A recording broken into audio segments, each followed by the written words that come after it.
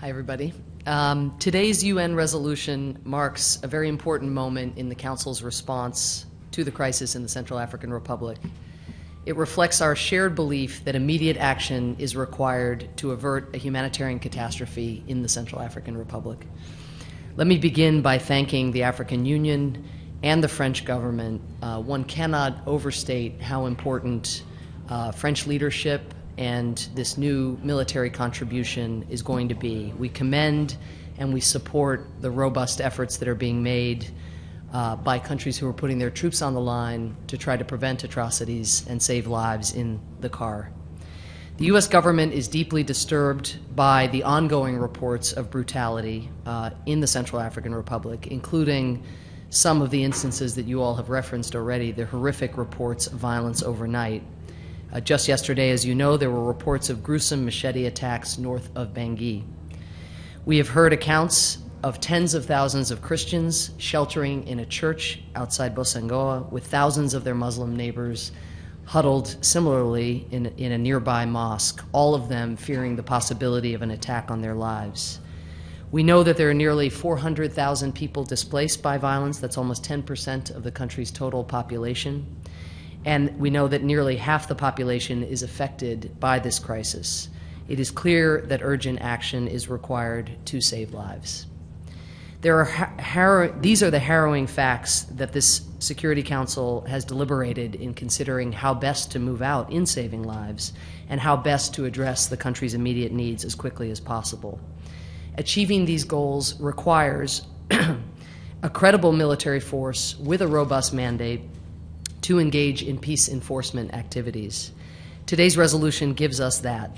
The deployment of MISCA and French forces with a Chapter 7 mandate provides the most immediate vehicle to protect civilians, prevent atrocities, and restore humanitarian access that has been lost. The Security Council has rightly recognized that the situation in CAR is desperate and it is dynamic. What is necessary today may not be what is necessary tomorrow. As such, this resolution asks the UN Secretary General to begin contingency planning on the possible transition from MISCA to a UN peacekeeping operation if conditions warrant. Some seem to hold the view that this Council is faced with deciding between the deployment of an African mission on the one hand or a UN mission on the other. This is a false choice. The fact is that should a UN peacekeeping mission be required in the future, the core of those forces are likely to be formed of the same African peacekeepers who have put their troops forward to try to save lives now.